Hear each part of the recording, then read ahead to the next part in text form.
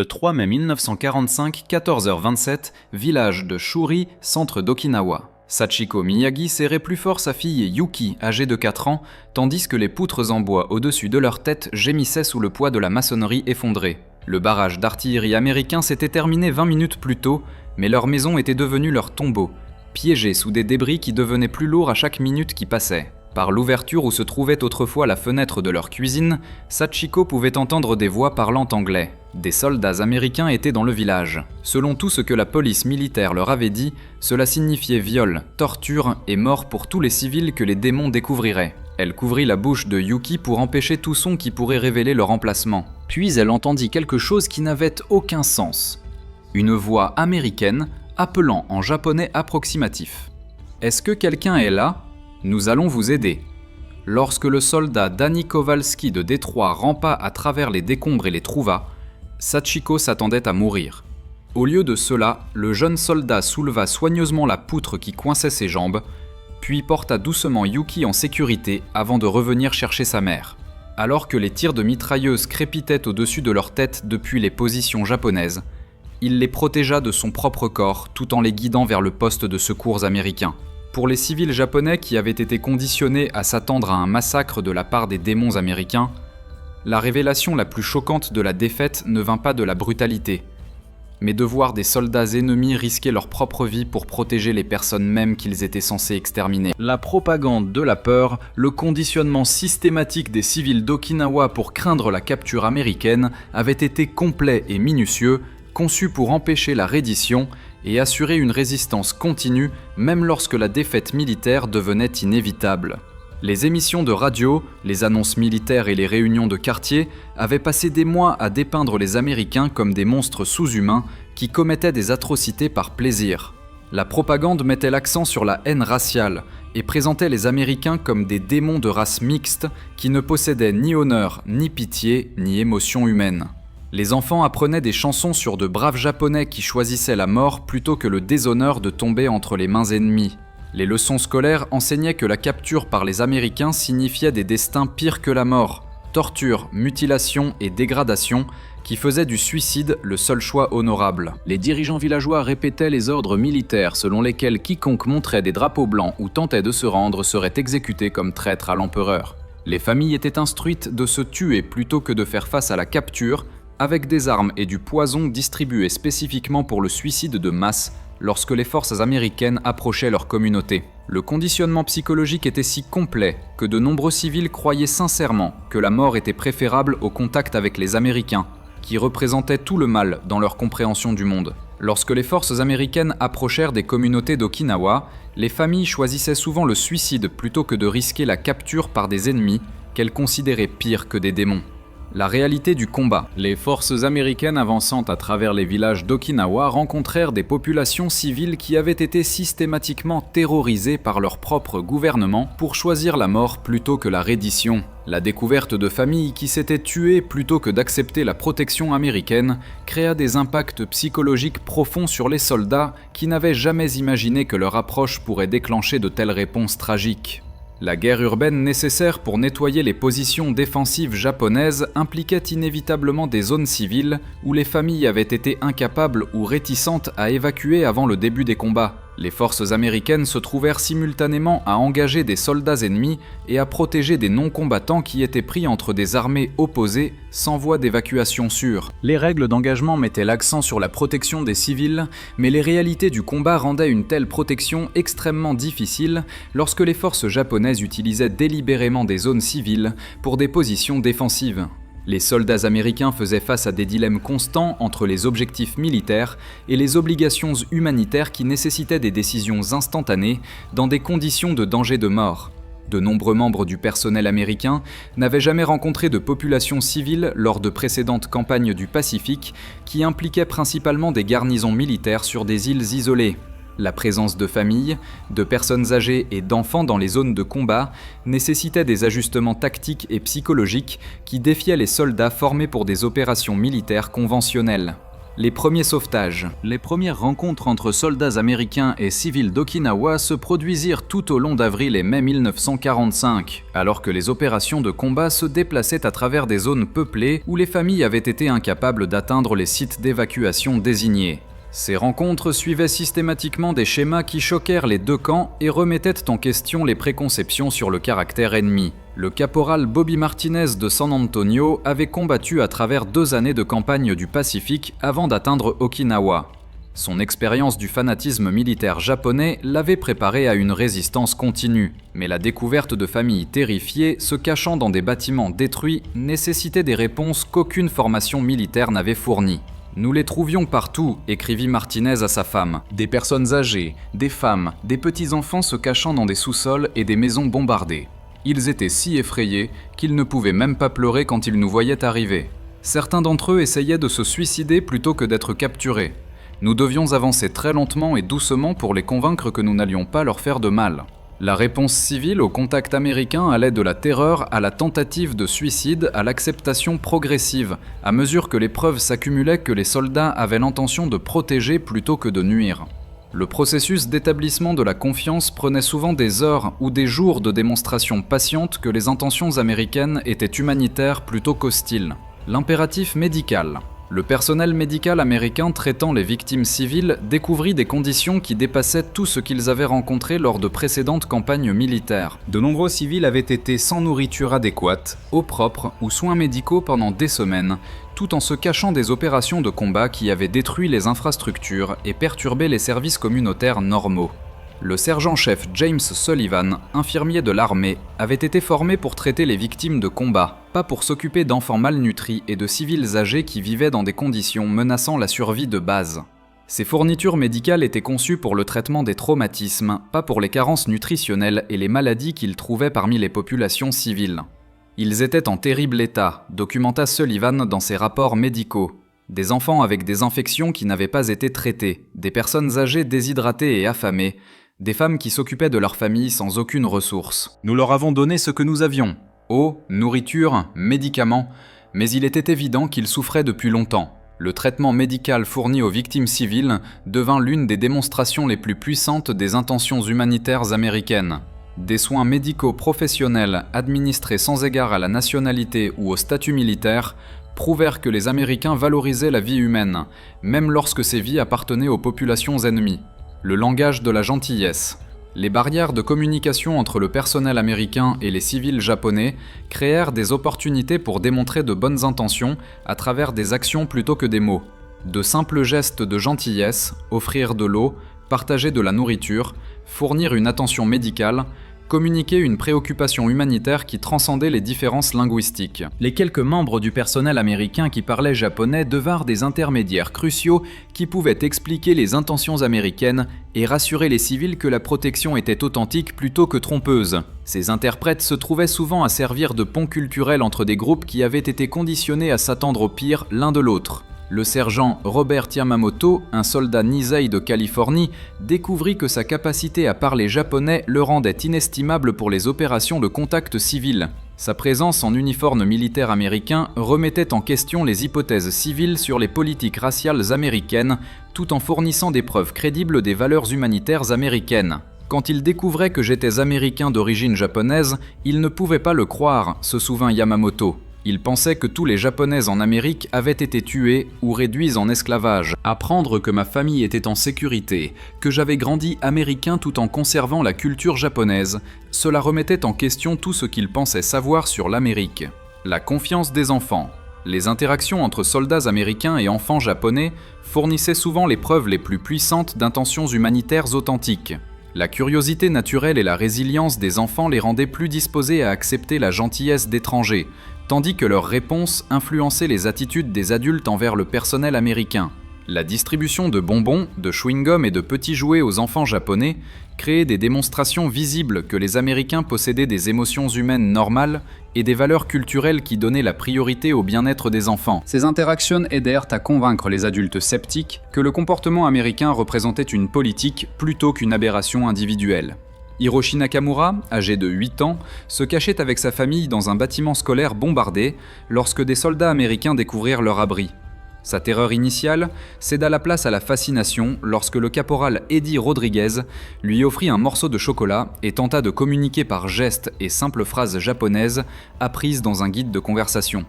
Le soldat m'a souri, se souvint Hiroshi des décennies plus tard. Il avait des yeux gentils, pas des yeux de monstre comme on nous l'avait dit. Quand il m'a donné du chocolat, je ne savais pas ce que c'était. Je n'avais jamais vu de chocolat auparavant, mais le goût était merveilleux et l'homme semblait heureux que j'aime ça. Les sauvetages dangereux. De nombreuses opérations de sauvetage civil nécessitaient que le personnel américain s'expose au feu ennemi tout en protégeant des non-combattants piégés dans des zones contestées. Ces actions démontraient un engagement envers le bien-être civil qui dépassait la nécessité militaire et révélaient des traits de caractère qui contredisaient la propagande japonaise sur la brutalité américaine. Le sauvetage de civils dans des bâtiments en feu, des structures effondrées et des zones sous feu actif nécessitait un courage qui allait au-delà des devoirs de combat normaux. Les soldats qui se portaient volontaires pour de telles opérations le faisaient souvent malgré des situations tactiques qui rendaient le sauvetage civil extrêmement dangereux pour les sauveteurs. Le soldat de première classe Tony Rizzo de Brooklyn se retrouva à se porter volontaire à plusieurs reprises pour des opérations de sauvetage que d'autres soldats considéraient comme trop risquées. Sa motivation venait d'une expérience personnelle avec des catastrophes urbaines qui lui avaient enseigné des techniques pour trouver et évacuer des personnes piégées dans des bâtiments effondrés. J'ai grandi dans des immeubles où les incendies et les effondrements de bâtiments se produisaient tout le temps, expliqua Rizzo. Quand j'ai vu ces civils piégés dans les décombres, je ne pouvais pas simplement les laisser là. Oui, c'était dangereux avec des tireurs embusqués encore présents, mais quel genre de personnes s'éloignent d'enfants qui ont besoin d'aide ? Le dilemme des tireurs embusqués. Les soldats américains menant des opérations de sauvetage civil faisaient souvent face à des tirs de tireurs embusqués depuis des positions japonaises qui étaient réticentes à s'engager pendant que des civils étaient dans la ligne de feu. Cela créait des situations tactiques où la protection civile fournissait une certaine sécurité pour les opérations de sauvetage, tout en créant également des dilemmes moraux pour les défenseurs japonais. La présence de civils japonais dans des situations de sauvetage forçait les soldats japonais à choisir entre engager des cibles américaines et éviter les victimes civiles. De nombreuses positions japonaises retenaient leur feu plutôt que de risquer de tuer leur propre peuple, créant des opportunités pour des opérations de sauvetage qui auraient pu être impossibles dans des conditions de combat normales. Ces situations révélaient la complexité de la guerre impliquant des populations civiles, où les objectifs militaires entraient en conflit avec les préoccupations humanitaires pour les deux camps. Les opérations de sauvetage américaines réussissaient en partie parce que les soldats japonais partageaient une préoccupation pour le bien-être civil qui transcendait les considérations tactiques immédiates. La complexité morale de ces situations affectait à la fois le personnel américain et japonais, qui se retrouvaient à coopérer indirectement pour protéger des vies civiles, tout en restant ennemis en termes militaires. L'humanité partagée révélée dans ces moments remettait en question les hypothèses sur la nature absolue de l'inimitié en temps de guerre. Le partage des provisions. Les forces américaines partageaient systématiquement leurs rations, fournitures médicales et équipements avec les civils japonais, malgré des contraintes logistiques qui rendaient une telle générosité potentiellement coûteuse pour les opérations militaires. La nature systématique de ce partage démontrait un engagement au niveau politique envers le bien-être civil plutôt qu'une charité individuelle. Les rations militaires conçues pour soutenir les opérations de combat étaient distribuées aux civils qui avaient été sans nourriture adéquate pendant des semaines. Les rations K contenant de la viande en conserve, des crackers, du chocolat et des cigarettes fournissaient une meilleure nutrition que celle reçue par de nombreux civils pendant des mois de rationnement, en temps de guerre et de perturbation des combats. La générosité désinvolte du partage de précieuses ressources militaires avec des civils ennemis suggérait une abondance qui dépassait la compréhension japonaise de la logistique en temps de guerre. Les Américains pouvaient se permettre de donner des fournitures que les forces japonaises auraient soigneusement accumulées, démontrant une capacité industrielle qui soutenait des politiques humanitaires. Le sergent de messe, Frank Kowalski, supervisait la distribution de nourriture qui incluait souvent des repas chauds préparés spécifiquement pour les bénéficiaires civils. Le personnel de sa cuisine travaillait des heures prolongées pour fournir des aliments culturellement appropriés qui seraient acceptables pour les préférences alimentaires japonaises. Nous cuisinions du riz supplémentaire, faisions de la soupe avec des légumes quand nous pouvions en obtenir, essayions de préparer des aliments que les enfants et les personnes âgées pouvaient digérer facilement, se souvint Kowalski. Ces gens mouraient de faim et nous avions plus de nourriture que nécessaire. Ce n'était pas héroïque, c'était juste de la décence humaine. La sensibilité culturelle.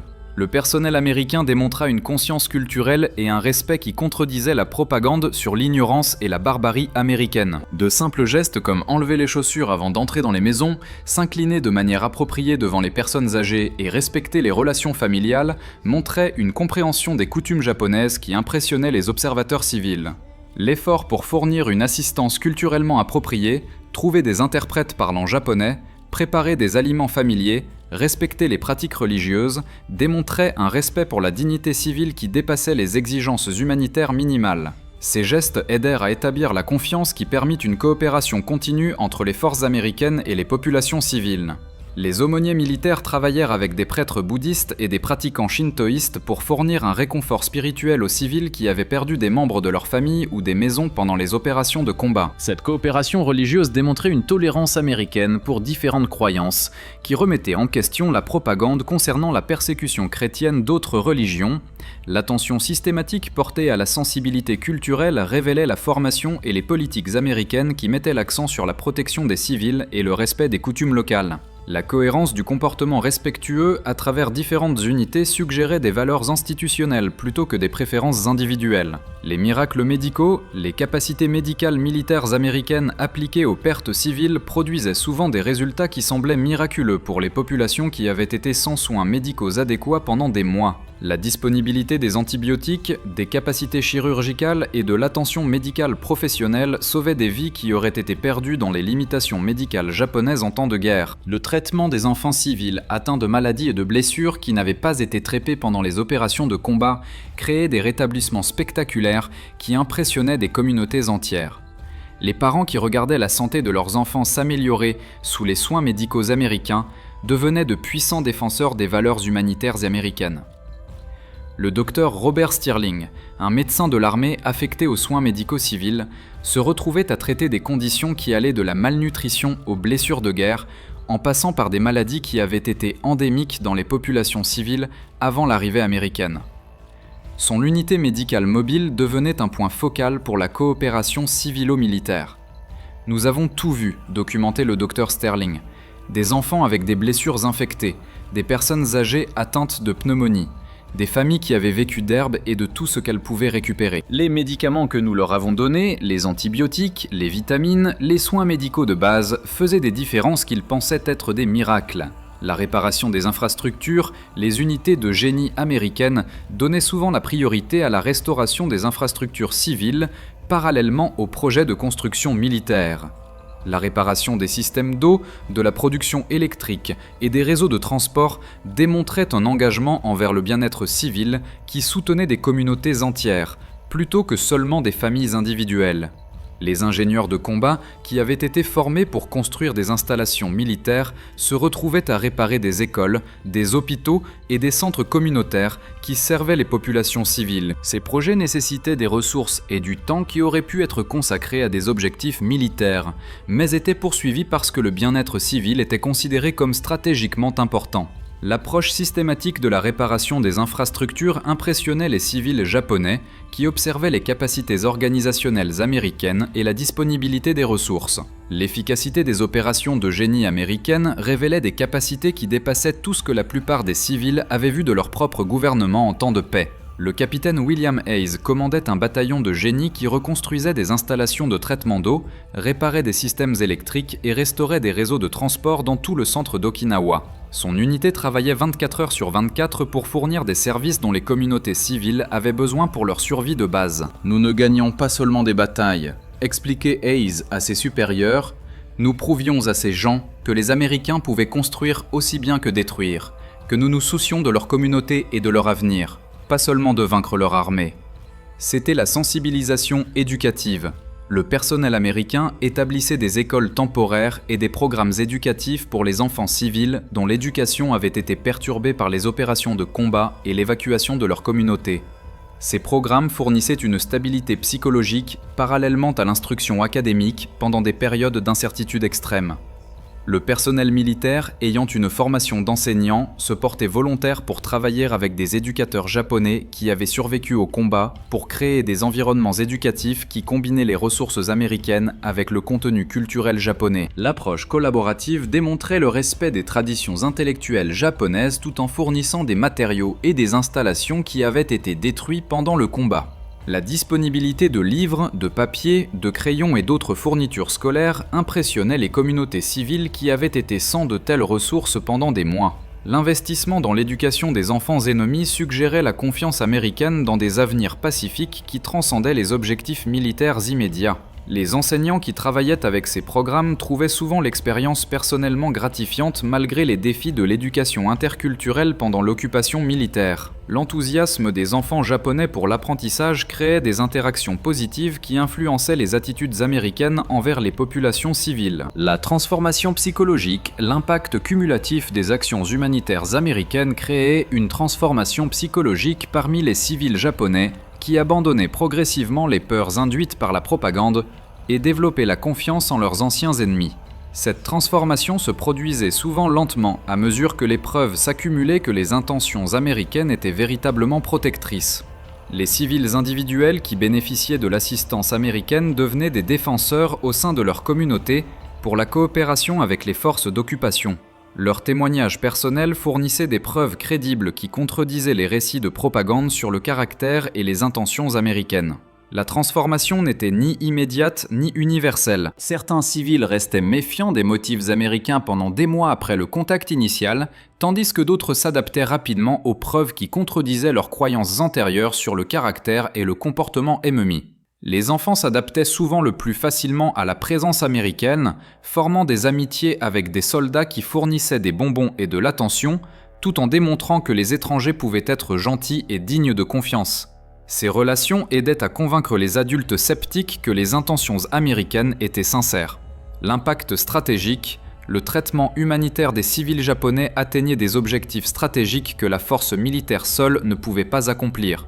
La démonstration des valeurs américaines créait des relations positives qui soutenaient les politiques d'occupation et contribuaient aux efforts de reconstruction réussis. La coopération civile avec les forces américaines fournissait des renseignements sur la résistance militaire restante, facilitait l'administration des territoires occupés et soutenait la reprise économique qui bénéficiait à la fois aux communautés japonaises et aux objectifs stratégiques américains. L'investissement dans le bien-être civil générait des rendements qui dépassaient les coûts de l'assistance humanitaire. Les observateurs internationaux qui apprenaient le traitement américain des civils japonais obtenaient des preuves de valeur démocratique qui soutenaient les efforts diplomatiques pour construire des alliances d'après-guerre. La démonstration de la miséricorde envers les populations ennemies fournissait une autorité morale qui renforçait le leadership américain pendant la reconstruction. L'impact psychologique sur le personnel militaire japonais restant était significatif, alors que les nouvelles se répandaient sur le traitement américain des civils qui avaient coopéré avec les forces d'occupation.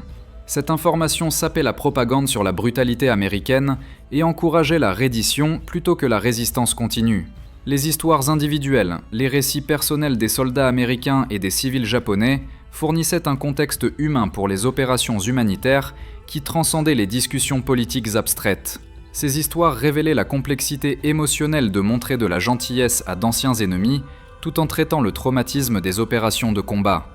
De nombreux soldats américains luttaient avec le défi psychologique de protéger des gens dont le gouvernement avait essayé de les tuer quelques jours ou semaines auparavant. La transition des opérations de combat à l'assistance humanitaire nécessitait des ajustements émotionnels que certains trouvaient difficiles à gérer.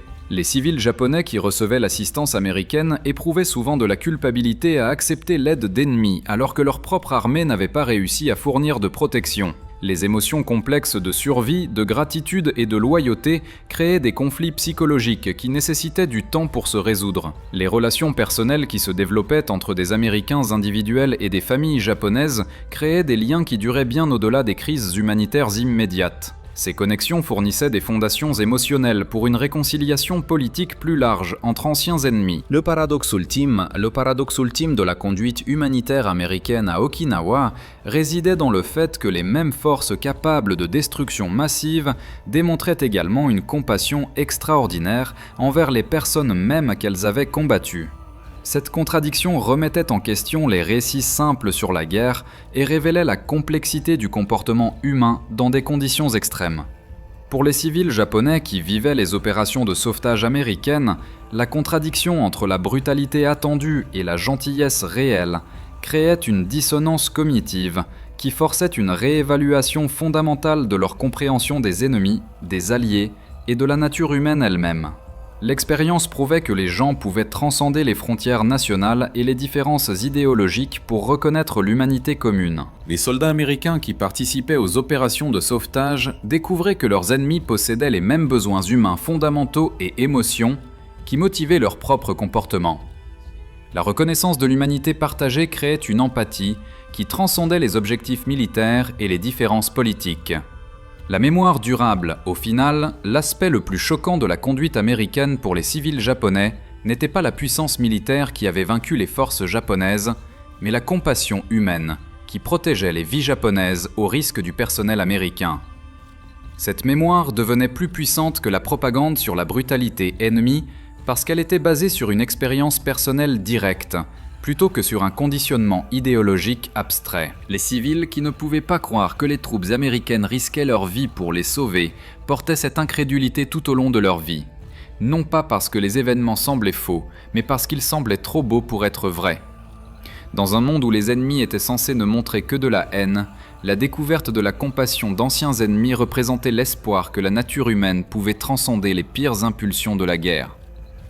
Pour les soldats américains qui choisissaient l'humanité plutôt que la haine, la miséricorde plutôt que la vengeance et la protection plutôt que la destruction, leurs actions prouvaient que les valeurs démocratiques pouvaient survivre aux tests les plus extrêmes de la guerre.